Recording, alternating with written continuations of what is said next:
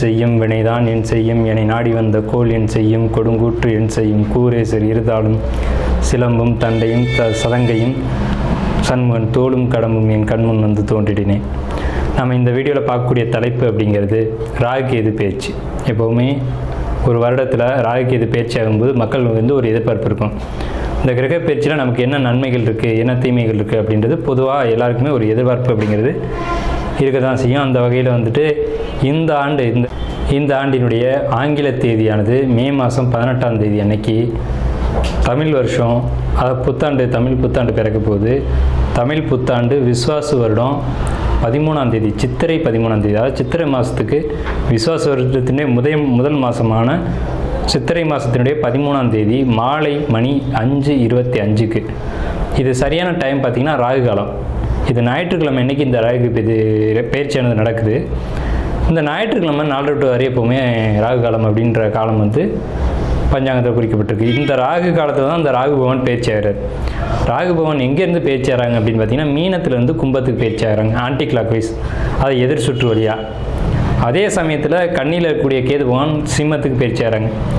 இப்போ இந்த ராகு கேதுக்கள் அப்படின்ற பிளானட் வந்து உங்களுக்கு உபய ராசிகள்னு சொல்லக்கூடிய மீனத்திலையும் கண்ணிலையும் இவ்வளோ ஆண்டு காலம் இருந்துட்டு, இந்த 13 மாதங்கள் இருந்துட்டு பயிற்சி வந்து சிற ராசிகள்னு சொல்லக்கூடிய கும்பத்துக்கும் சிம்மத்துக்கும் பயிற்சி ஆகிறாங்க. இந்த ராகுகேது பயிற்சி எப்போவுமே 180 பாகை நேர் எதிர் சுற்றில் தான் பயிற்சி ஆகும்.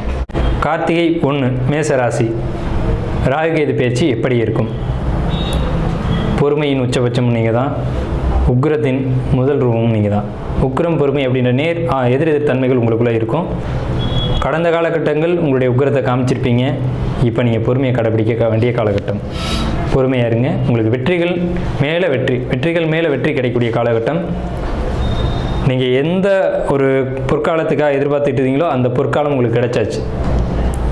அண்ணன் தம்பி பிரச்சனை, டாக்குமெண்ட் பிரச்சனை, எழுத்து பிரச்சனை, சொத்து பிரச்சனை எல்லாமே முடிவுக்கு வந்துடும். உங்களுடைய மனசு எப்போவுமே இறைவனை நோக்கியே இருக்கும். கார்த்திகை அப்படின்னாலே அது பிரபஞ்சத்தில் ரிஷிகளுக்கும் சித்தர்களுக்கும் தொடர்புடைய ஒரு நட்சத்திரம்.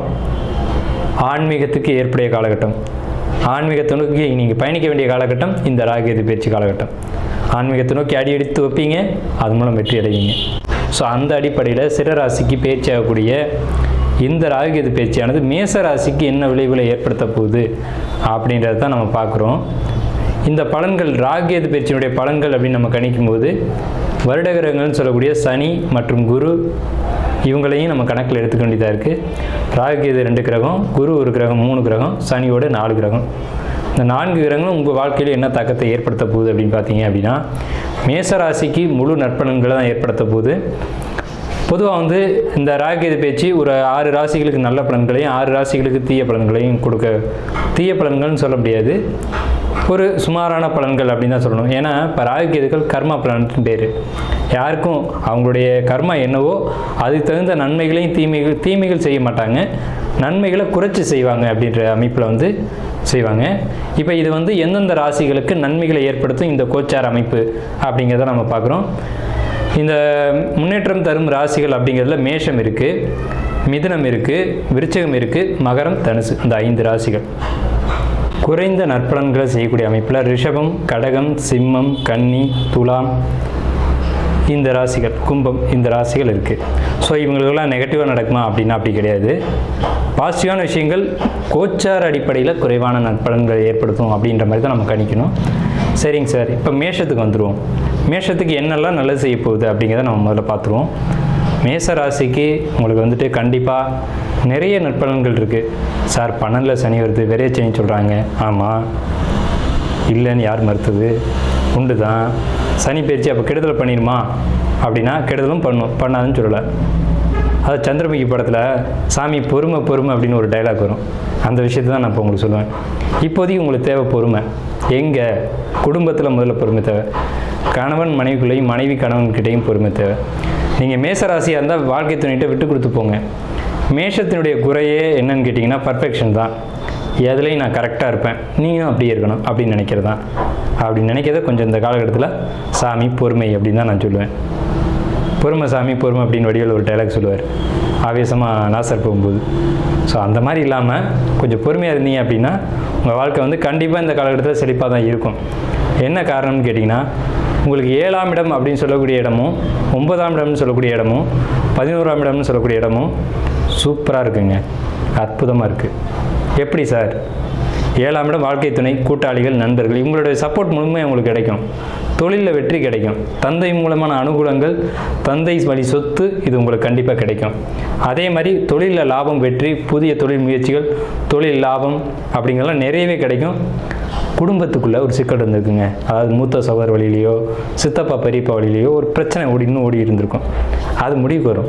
உங்களுக்கு சாதகமாக முடிவுக்கு வரும். அந்த முடிவு எப்படி வரும்னு கேட்டிங்கன்னா, ஒரு தில்லுமுள்ளான வழிகளில் போய் ஒரு முடிவுக்கு வரும். நேர்மையாக வருமானா கிடையாது.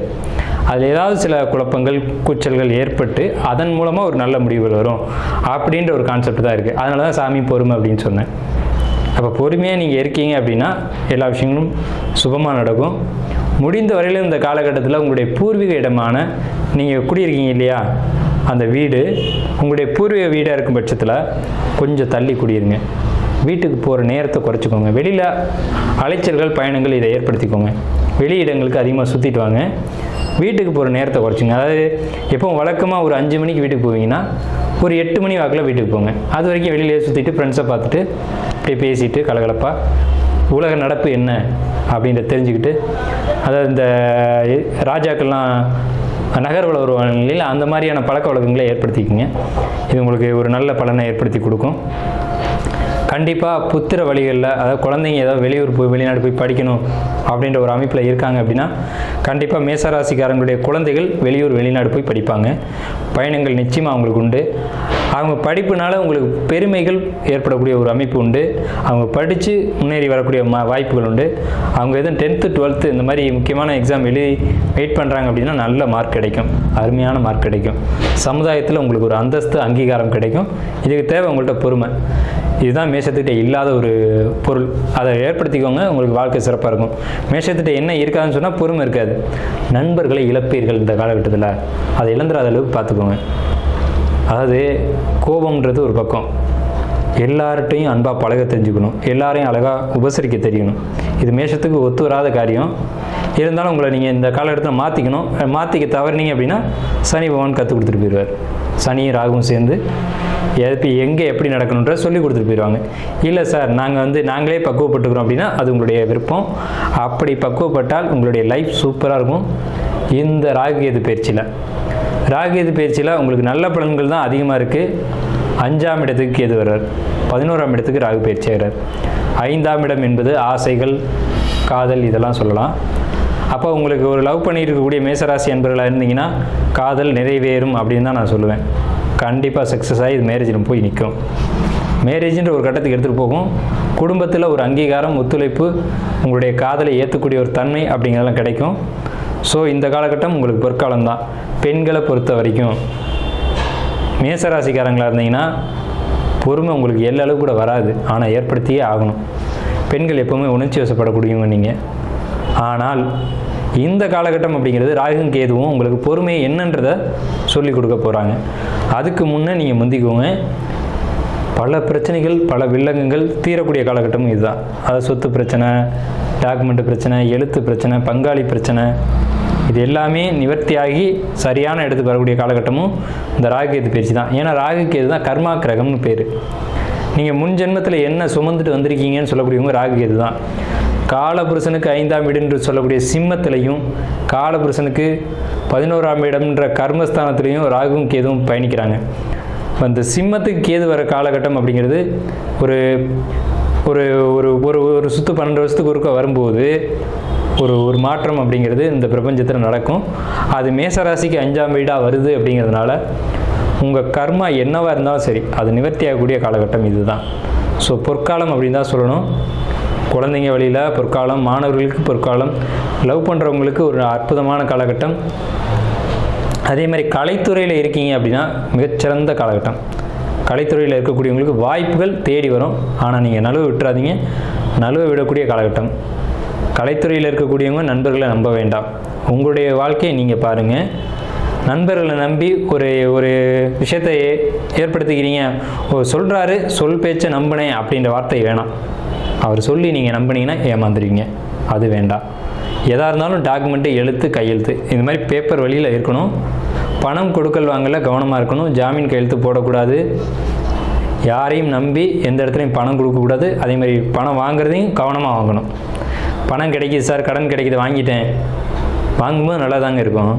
வாங்கினதுக்கு பின்னாடி சுமைகள் அதை நம்ம தானே சுமக்கணும். அதை கொஞ்சம் யோசித்து கடன் வாங்குங்க. மேச ராசிக்காரங்களாக இருந்தாலும் இல்லது அவங்க குடும்பத்தில் இருக்கவங்களுக்கோ ஒரு சுப நிகழ்ச்சிகள் கண்டிப்பாக முடிவாகும்.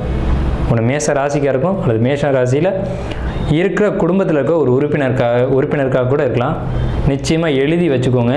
இந்த ஆண்டு இந்த ராகுகேது பேச்சில் நீங்கள் பாருங்கள். ஒரு நல்ல காரியம் அப்படிங்கிறது காதல் திருமணமாக இருக்கலாம், அல்லது சுப நிகழ்ச்சிகளாக இருக்கலாம், அல்லது குழந்தை கிடைக்கிறதா இருக்கலாம், அல்லது ஒரு அரசு வேலையாக இருக்கலாம்.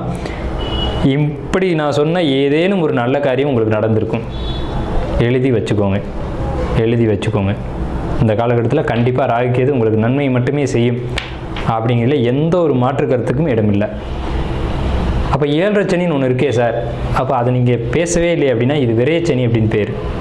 இப்போ தான் இங்கே வரோம். விரயச்சனி விரயத்தை கொடுக்கும் அப்படிங்கிறதுல மாற்று கருத்துக்கு இடமில்லை. இது கோச்சார பலன் மட்டும்தான். உங்களுடைய சுயஜாதகம் இதுக்கு நம்ம என்ன நிலையில் இருக்குது அப்படிங்கிறதெல்லாம் பார்க்கணும். ஜோதிடத்தில் நிறைய நுட்பங்கள் இருக்குது. அப்போ விரைய செலவுகள் எப்படி ஏற்படுத்திக்கிறது, என்ன பண்ணுறது அப்படின்னு கேட்டிங்கன்னா, நான் இப்போ சொன்ன விஷயங்கள் எல்லாமே சுப விரயங்களை ஏற்படுத்தக்கூடிய ஒரு அமைப்பு. ஒன்று கல்யாணம் பண்ணுறீங்களா, அல்லது வீடு கட்ட போகிறீங்களா, அல்லது வீட்டுக்கு கிரகப்பிரவேசம் பண்ண போகிறீங்களா அப்படிங்கிறத நீங்கள் முடிவு பண்ணுங்கள்.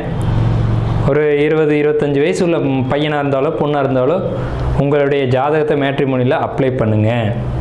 பசங்களுக்கு நான் கண்டிப்பாக சொல்கிறேன், இந்த தாடி வளர்க்குறது, இது பூரா விடுறது இதெல்லாம் இல்லாமல் நீட்டாக ஒரு அழகான ஹேர் ஸ்டைல் எடுத்து சேவ் பண்ணிவிட்டு ஒரு ஃபோட்டோ எடுத்து ஒரு மேட்ரிமோனியில் கொடுத்து பதிவு பண்ணி வைங்க. இந்த காலகட்டத்தில் உங்களை தேடி வரன் வரும். அந்த திருமணத்தை முடிங்க. ஆவணி மாதத்துக்குள்ளே உங்களுக்கு கல்யாணத்தை முடிச்சுக்கணும். ஒரு ஆவணி மாதம் இருக்கு இல்லையா, ஆவணி மாதம் கல்யாணம் முடிக்கிற மாதிரி ஏற்பாடு பண்ணணும் மேசராசிக்காரங்க.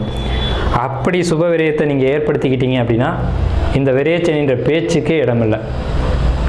விவசாயிகள் பொதுமக்கள் பொறுத்த வரைக்கும் பால் மாடு அப்படிங்கிறதுல கவனமாக இருக்கணும். பால் மாடுகளுக்கு குறைகள் வரும்.